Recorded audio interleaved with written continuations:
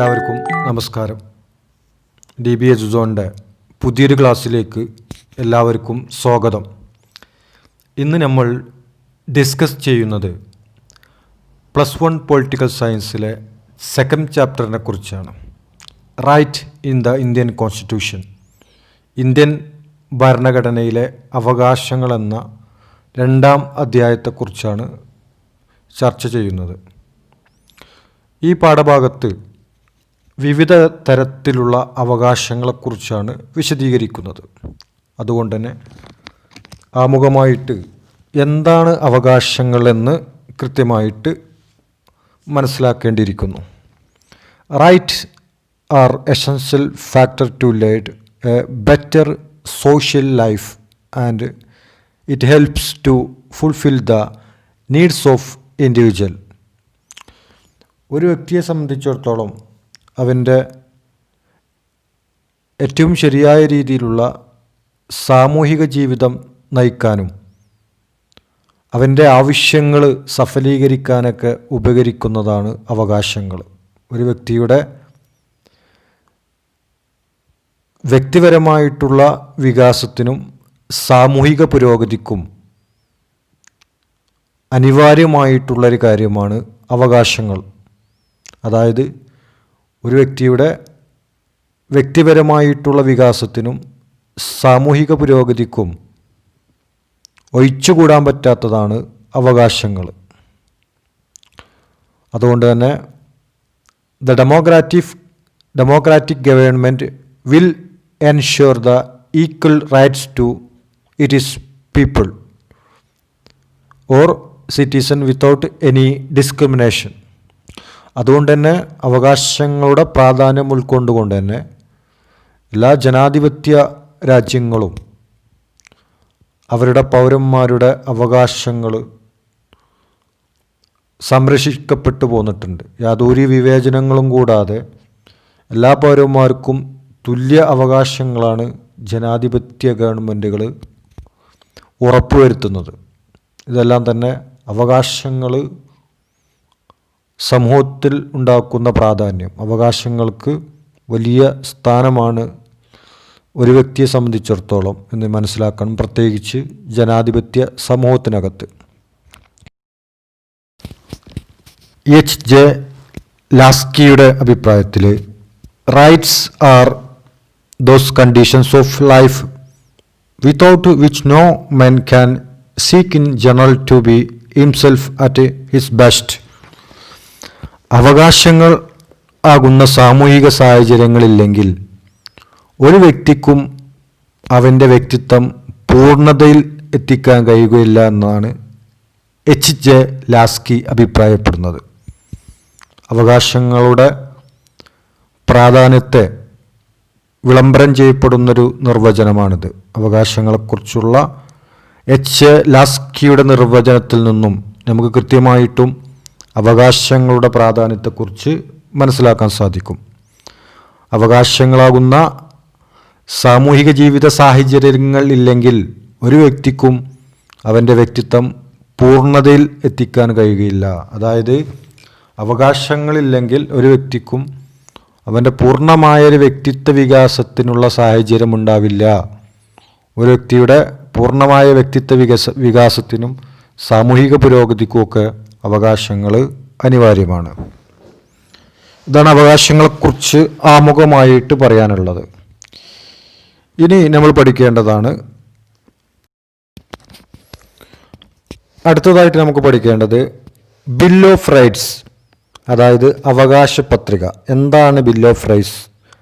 അതായത് അവകാശ പത്രിക എന്നാൽ എന്ത്? In all democracies, the rights of citizens are listed in the Constitution itself. This list of rights laid down and protected by the Constitution is called the Bill of Rights. അതായത് എല്ലാ ജനാധിപത്യ രാജ്യങ്ങളിലും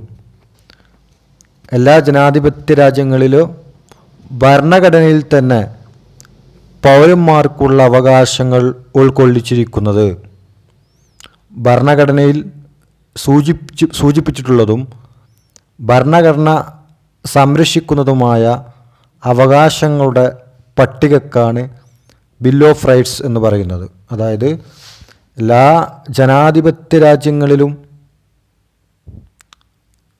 അവരുടെ ഭരണഘടനക്കകത്ത് പൗരന്മാർക്കുള്ള അവകാശങ്ങൾ ഉൾക്കൊള്ളിച്ചിട്ടുണ്ട്. അപ്പോൾ ഭരണഘടനയിൽ സൂചിപ്പിച്ചതും ഭരണഘടന സംരക്ഷിക്കുന്നതുമായിട്ടുള്ള ഈ അവകാശങ്ങളുടെ പട്ടികക്കാണ് ബിൽ ഓഫ് റൈറ്റ്സ് അഥവാ അവകാശ പത്രിക എന്ന് പറയുന്നത്. അതായത് ഓരോ രാജ്യത്തെ ഭരണഘടനക്കകത്തും അവിടുത്തെ പൗരന്മാർക്കുള്ള അവകാശങ്ങളെ സൂചിപ്പിക്കുന്ന, ആ പൗരന്മാരുടെ അവകാശങ്ങൾ ഉറപ്പുവരുത്തുന്ന ഒരുപാട് അവകാശങ്ങളുണ്ട്. ഈ അവകാശങ്ങളുടെ ഉൾക്കൊള്ളിച്ചിട്ടുള്ള പട്ടികക്കാണ് ബിൽ ഓഫ് റൈറ്റ്സ് അഥവാ അവകാശ പത്രിക എന്ന് പറയുന്നത്. അവകാശ പത്രിക വളരെ പ്രധാനപ്പെട്ടതാണ്. വ്യക്തികളുടെ അവകാശങ്ങൾക്കെതിരെ ഗവൺമെൻറ് പ്രവർത്തിക്കുന്നതിനെ ബിൽ ഓഫ് റൈറ്റ്സ് തടയുന്നു. ആ രാജ്യത്തെ ജനങ്ങളുടെ അവകാശങ്ങൾക്കെതിരെ ഗവൺമെൻറ് പ്രവർത്തിക്കുന്നതിനെ ബിൽ ഓഫ് റൈറ്റ്സ് തടയുന്നു. വ്യക്തികളുടെ അവകാശങ്ങൾ ലംഘിക്കപ്പെടുകയാണെങ്കിൽ അതിന് പരിഹാരം നിർദ്ദേശിക്കുകയും ചെയ്യുന്നു. ഏതെങ്കിലും വ്യക്തിയുടെ അവകാശം ആരെങ്കിലും ലംഘിക്കപ്പെടുകയാണെങ്കിൽ അതിന് പരിഹാരം നേടാനുള്ള നീതിന്യായപരമായിട്ടുള്ള മാർഗങ്ങളും കൂടിയും ഇത് നിർദ്ദേശിക്കപ്പെടുന്നുണ്ട്. അതുകൊണ്ട് തന്നെ അവകാശ പത്രിക വളരെ പ്രധാനപ്പെട്ടതാണെന്ന് മനസ്സിലാക്കേണ്ടിയിരിക്കുന്നു. ഇനി fundamental rights in the constitution, മൗലികാവകാശങ്ങൾ, ഇന്ത്യൻ ഭരണഘടനയിലെ മൗലികാവകാശങ്ങൾ. ഇന്ത്യൻ ഭരണഘടനയിലെ മൗലികാവകാശങ്ങൾ ഓരോന്നും വിശദമായിട്ട് പഠിക്കപ്പെടേണ്ടതുണ്ട്, വളരെ പ്രധാനപ്പെട്ടതാണ്. 6 മൗലികാവകാശങ്ങളും പഠിക്കേണ്ടതുണ്ട്. പാർട്ട് 3 പറയുന്ന, ഭാഗം 3 പറയുന്ന 6 മൗലികാവകാശം പഠിക്കേണ്ടതുണ്ട്. അപ്പോൾ 6 മൗലികാവകാശം പഠിക്കുന്നതിന് മുമ്പ് അതിൻ്റെ ഒരു പശ്ചാത്തലം, മൗലികാവകാശം രൂപം കൊള്ളുന്നതിൻ്റെ ഒരു പശ്ചാത്തലം, അതിൻ്റെ ഹിസ്റ്റോറിക്കൽ ബാക്ക്ഗ്രൗണ്ട്, ഒരു ചരിത്ര പശ്ചാത്തലം കൂടി നമ്മൾ പഠിക്കപ്പെടേണ്ടതുണ്ട്, മനസ്സിലാക്കേണ്ടതുണ്ട്. അതുകൊണ്ട് ആ രീതിയിലുള്ള ഒരു വിശകലനത്തിലേക്ക് നമുക്ക് പോകാം. അപ്പോൾ leaders of the freedom movement had realised the importance of rights and demanded the British government to respect right of the people. സ്വാതന്ത്ര്യ സമര പ്രസ്ഥാനം നയിച്ചിരുന്ന നേതാക്കൾക്ക് പൗരാവകാശങ്ങളുടെ പ്രാധാന്യം ബോധ്യപ്പെട്ടിരുന്നു. ബ്രിട്ടീഷ് ഭരണാധികാരികൾ ജനങ്ങളുടെ അവകാശങ്ങളെ ബഹുമാനിക്കണമെന്നവർ ആവശ്യപ്പെട്ടിരുന്നു. ഇന്ത്യൻ സ്വാതന്ത്ര്യ സമര കാലഘട്ടത്തിൽ തന്നെ ബ്രിട്ടീഷുകാർക്ക് മുമ്പിൽ ഇന്ത്യൻ ദേശീയ പ്രസ്ഥാനത്ത് നയിച്ചിരുന്ന ഇന്ത്യയുടെ നേതാക്കന്മാർ പൗരാവകാശത്തിൻ്റെ പ്രാധാന്യത്തെക്കുറിച്ച് ബ്രിട്ടീഷുകാരെ ബോധ്യപ്പെടുത്തിയിരുന്നു. അതുകൊണ്ട് തന്നെ ബ്രിട്ടീഷ് ഭരണാധികാരികൾ ഇന്ത്യൻ ജനതയുടെ അവകാശങ്ങളെ ബഹുമാനിക്കണം എന്ന രീതിയിലുള്ള നിലപാട് ആ കാലഘട്ടത്തിൽ തന്നെ സ്വീകരിക്കപ്പെട്ടിരുന്നു. ഇതുമായി ബന്ധപ്പെട്ട് കൃത്യമായിട്ട് പഠിക്കേണ്ട, മനസ്സിലാക്കേണ്ട ഈ അവകാശങ്ങളുമായി ബന്ധപ്പെട്ട് പ്രത്യേകിച്ച് മൗലികാവകാശങ്ങളൊക്കെ പഠിക്കുമ്പോൾ മനസ്സിലാക്കേണ്ട ഒരു പ്രധാനപ്പെട്ട ഒരു കാര്യമാണ് Nehru report. The committee headed by Motilal Nehru demanded a bill of right in 1928. Motilal നെഹ്റുവിൻ്റെ നേതൃത്വത്തിൽ അവതരിപ്പിക്കപ്പെട്ടിട്ടുള്ള നെഹ്റു റിപ്പോർട്ട് 1928. അതിലെല്ലാം തന്നെ അവകാശങ്ങളെക്കുറിച്ച്, ജനങ്ങളുടെ മൗലികമായിട്ടുള്ള അവകാശങ്ങളെക്കുറിച്ചൊക്കെ, അതിൻ്റെ പ്രാധാന്യത്തെക്കുറിച്ചൊക്കെ കൃത്യമായിട്ട് വിലയിരുത്തപ്പെട്ടിരുന്നു, രേഖപ്പെടുത്തി വച്ചിരുന്നു. നെഹ്റു റിപ്പോർട്ട് സൈമൺ കമ്മീഷന് ഇന്ത്യയിലേക്ക് വരികയും സൈമൺ കമ്മീഷനെതിരെ ഉണ്ടായ സമരങ്ങൾ ആ കാലഘട്ടത്തിലാണ് ഇന്ത്യക്ക് വേണ്ടിയിട്ടൊരു ഭരണഘടന തയ്യാറാക്കാൻ വേണ്ടിയിട്ട് മോത്തിലാൽ നെഹ്റുവിൻ്റെ അധ്യക്ഷതയിൽ ഒരു ഉപകമ്മിറ്റിയെ നിയോഗിച്ചത്. അങ്ങനെ ആ കമ്മിറ്റിയാണ് നെഹ്റു റിപ്പോർട്ട് സമർപ്പിക്കുന്നത്. കാരണം ഇന്ത്യക്ക് 1927 ബ്രിട്ടീഷ് ഗവൺമെൻറ് സൈമൺ കമ്മീഷനെ നിയമിച്ചു. ഈ കമ്മീഷൻ എല്ലാ അംഗങ്ങളും ബ്രിട്ടീഷുകാരായിരുന്നു, ഇംഗ്ലീഷുകാരായിരുന്നു. കോൺഗ്രസ്സിനോ ഇന്ത്യയിലെ മറ്റു പാർട്ടിയിലുള്ള ആളുകൾക്കോ ഇന്ത്യക്കാർക്കോ ഒന്നും അതിൽ അംഗത്വം ഉണ്ടായിരുന്നില്ല. അതുകൊണ്ട് തന്നെ ഇന്ത്യയിൽ നടപ്പിലാക്കേണ്ട ഭരണപരിഷ്കാരത്തെക്കുറിച്ച്, ഇന്ത്യയിൽ നടപ്പിലാക്കേണ്ട നിയമത്തെക്കുറിച്ച് പഠിക്കാനുള്ള കമ്മീഷനിൽ എല്ലാവരും ഇംഗ്ലീഷുകാരായതുകൊണ്ട് തന്നെ ആ സൈമൺ കമ്മീഷനെ ബഹിഷ്കരിക്കാൻ ഇന്ത്യ തീരുമാനിക്കുകയാണ്. അതിനെതിരെ സൈമൺ കമ്മീഷനെതിരെ ഇന്ത്യയിൽ വലിയ സമരങ്ങളൊക്കെ ഉണ്ടായി. ആ സമയത്താണ് ഇന്ത്യക്കൊരു ഭരണഘടന തയ്യാറാക്കാൻ വേണ്ടിയിട്ട് ഇന്ത്യക്കാർ മോത്തിലാൽ നെഹ്റുവിൻ്റെ അധ്യക്ഷതയിൽ ഒരു കമ്മിറ്റിയെ നിയോഗിച്ചത്. ആ കമ്മീഷനാണ്, മോത്തിലാൽ നെഹ്റുവിൻ്റെ നേതൃത്വത്തിലുള്ള കമ്മീഷനാണ് നെഹ്റു റിപ്പോർട്ട് സമർപ്പിക്കപ്പെട്ടത്. ഈ നെഹ്റു റിപ്പോർട്ടിലെല്ലാം തന്നെ അവകാശങ്ങളെക്കുറിച്ച് വലിയ പ്രാധാന്യം വിലയിരുത്തപ്പെട്ടിരുന്നു എന്ന് നമ്മൾ മനസ്സിലാക്കണം. അപ്പോൾ നമ്മുടെ മൗലിക അവകാശത്തിൻ്റെ ചരിത്ര പശ്ചാത്തലം പഠിക്കുമ്പോൾ നെഹ്റു റിപ്പോർട്ടിൻ്റെ പ്രാധാന്യം കൂടിയും മനസ്സിലാക്കേണ്ടിയിരിക്കുന്നു എന്ന് ഇതിനോട് ചേർത്ത് പറയുകയാണ്.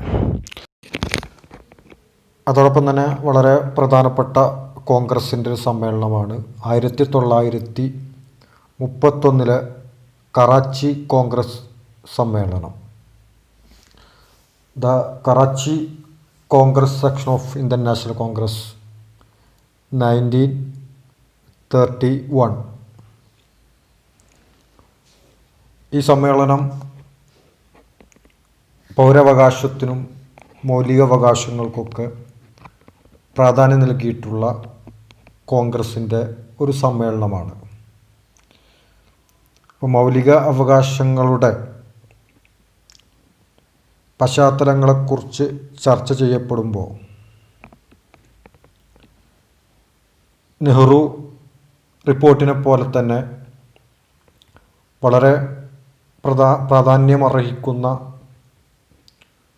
ഒരു സമ്മേളനമാണ് 1931 കോൺഗ്രസിൻ്റെ കറാച്ചി സമ്മേളനം. നെഹ്റു റിപ്പോർട്ട് 1928 പൗരാവകാശങ്ങളുടെ പട്ടിക തയ്യാറാക്കി. ഈ രീതിയിലുള്ള ഒരു പ്രാധാന്യം തന്നെയാണ് ഈ കോൺഗ്രസ് സമ്മേളനത്തിനും. പൗരാവകാശങ്ങളുടെ പ്രാധാന്യത്തെ വിളംബരം ചെയ്യുന്ന ഒരു സമ്മേളനമായിട്ട് മാറി കോൺഗ്രസിൻ്റെ 1931. മൗലികാവകാശത്തെക്കുറിച്ച് പറയുമ്പോൾ the constitution listed the rights that would be specially protected. These rights are called the fundamental rights. Indian ഭരണഘടനക്കകത്ത് പ്രത്യേകം സംരക്ഷിക്കേണ്ട അവകാശങ്ങളുടെ ഒരു പട്ടിക തന്നെയുണ്ട്. പ്രത്യേകം സംരക്ഷിക്കേണ്ട അവകാശങ്ങളുടെ ഒരു പട്ടിക ഭരണഘടന തയ്യാറാക്കി. അതിനെയാണ് മൗലിക അവകാശങ്ങൾ എന്ന് പറയുന്നത്. അതിസവിശേഷമായ പ്രാധാന്യമുള്ള അവകാശങ്ങളാണ്. Constitution listed the rights that would be specially protected. പ്രത്യേകം സംരക്ഷിക്കപ്പെടുന്ന അവകാശമാണ് ഈ മൗലികാവകാശം. വളരെ പ്രാധാന്യമുള്ള അവകാശങ്ങളെയാണ് മൗലികാവകാശം. ഭരണഘടന പ്രത്യേകം സംരക്ഷണം നൽകുന്ന, സവിശേഷമായ സ്ഥാനം കൊടുക്കുന്ന അവകാശം കൂടിയാണ് മൗലികാവകാശം. The difference between fundamental rights and other rights is important. അപ്പോൾ മൗലികാവകാശവും മറ്റു അവകാശവും തമ്മിലുള്ള വ്യത്യാസം എന്താണ് എന്ന് നമുക്ക് പഠിക്കണം. Ordinary legal rights are protected and enforced by ordinary law. സാധാരണ അവകാശങ്ങൾ നിലവിലുള്ള സാധാരണ നിയമത്തിന് വിധേയമായവയും സംരക്ഷിക്കപ്പെടുന്നവയുമായിരിക്കും. എന്നാൽ fundamental rights are protected and guaranteed by the constitution.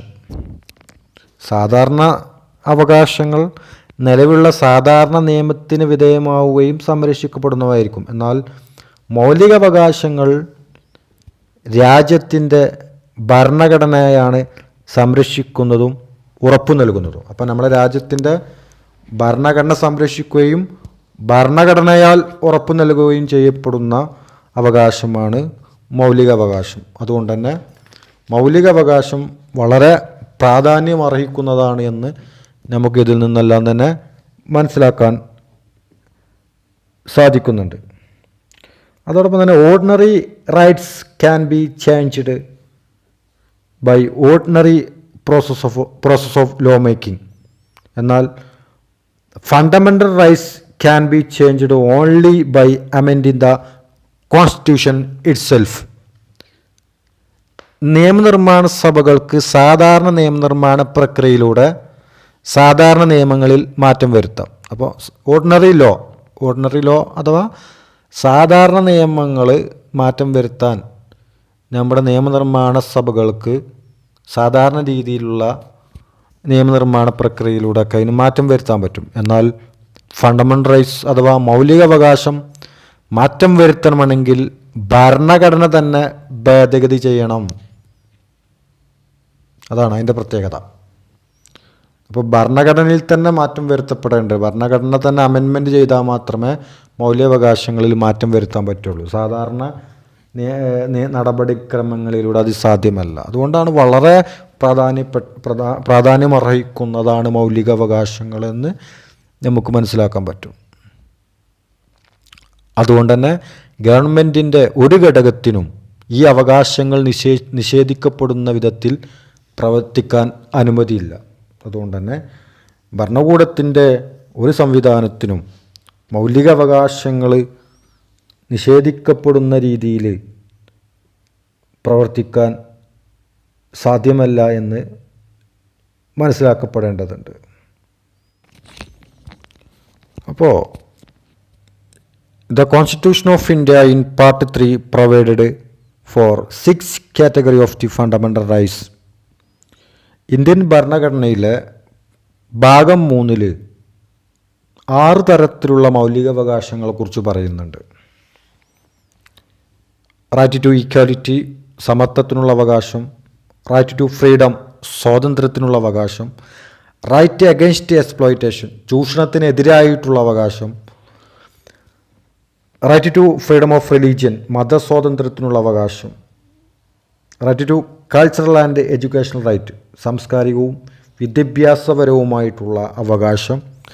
Right to constitutional remedies, ഭരണഘടനാപരമായിട്ടുള്ള പരിഹാര മാർഗങ്ങൾക്കുള്ള അവകാശം തുടങ്ങിയവയാണ് ഈ 6 അപ്പോൾ ഇത് ഈ 6 പറയുമ്പോൾ തന്നെ നമ്മൾ മനസ്സിലാക്കേണ്ടത്, മുമ്പ് നമ്മുടെ ഭരണഘടനക്കകത്ത് 7 മൗലിക അവകാശങ്ങളാണ് ഉണ്ടായിരുന്നത്.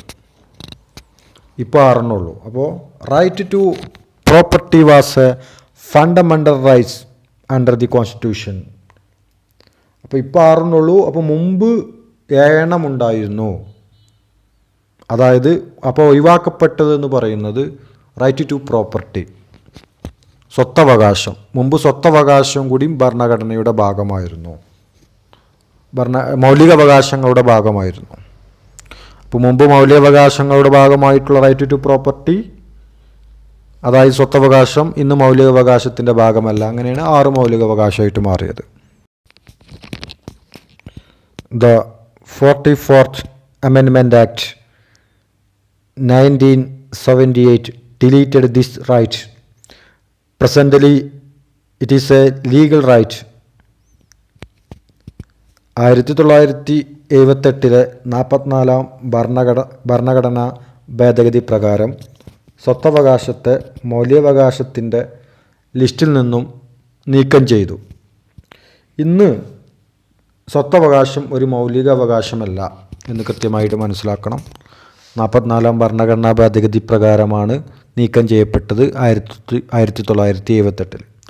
അതുകൊണ്ട് തന്നെ presently it is a legal right.